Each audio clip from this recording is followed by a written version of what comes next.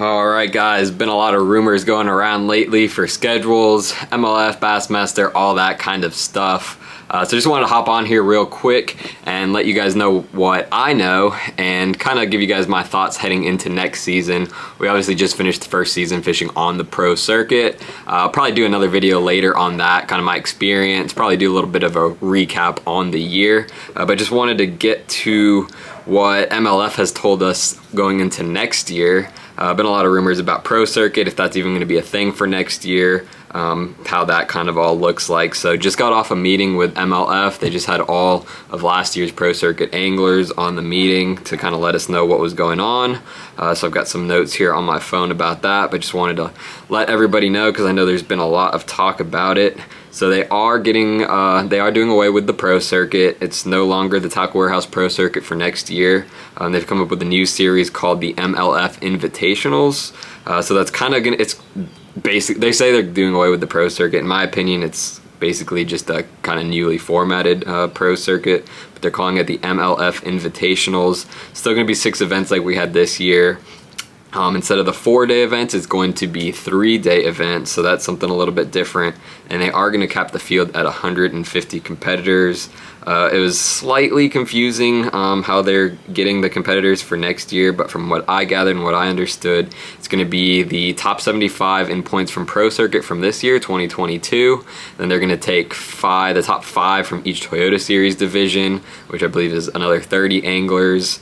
And then from there is kind of where I wasn't quite understanding, was a little bit difficult to understand what exactly they were doing on that side of things. But somehow it's going to be a mix between lower guys, like people who are below the 75 mark on Pro Circuit in points, and then also BPT guys. And then they're also doing something where you can just fish individual events. So that's where it kind of got a little bit confusing. But essentially, if you're qualified for this invitationals, instead of fishing the full season, you can fish just individual events, whichever ones you want, kind of cherry pick them. But everybody who signs up for all 6 obviously is going to have top priority on that. So all I know for sure is top 75 in points and then top 5 from the Toyota Series are going to make it onto this new invitational. And past that is where it gets a little bit murky, but I'm sure MLF will clarify that probably here in the next week or so, hopefully. But for me anyways, I did not qualify in that top 75 spot, but thankfully I won AOY for the Southern Division Toyota, so I will get an invite through there. So I will be qualified for this MLF Invitationals. Not quite sure 100% if I'm going to fish it or not, kind of toying between fishing this and the Opens, possibly both. We'll have to see what the schedules look like for both of those. But let me know in the comments if you guys are fans of this channel, if you guys like watching my tournament videos, which is primarily what my channel's been so far. Let me know what you think. Do you think I should fish this MLF Invitational, or should I go that Bassmaster Open route and potentially qualify for the Elite Series? And touching on that, another thing is going to be they will take the top 8 from this series to move up to BPT. So this is going to be the qualifying tournament for BPT. So there's that as well. They are lowering the entry fees, and as a result of that, they're going to lower the payouts a little bit, which kind of sucks, but it's going to be $5,000 per event, so $30,000 for the whole year. Instead of the $100,000 first place check, it's going to be $80,000, and the payouts are down to $50,000. It's going to be some $8,000 checks instead of those typical $10,000 checks. So a third of the field is getting paid now instead of the half. They were paying out to like 75, and we had about 150 anglers. So a little bit of a shorter payout right there, but could have been worse, honestly. So let's see. Oh, another thing, I don't know if I mentioned this, it's actually going to be 3-day events instead of 4-day events.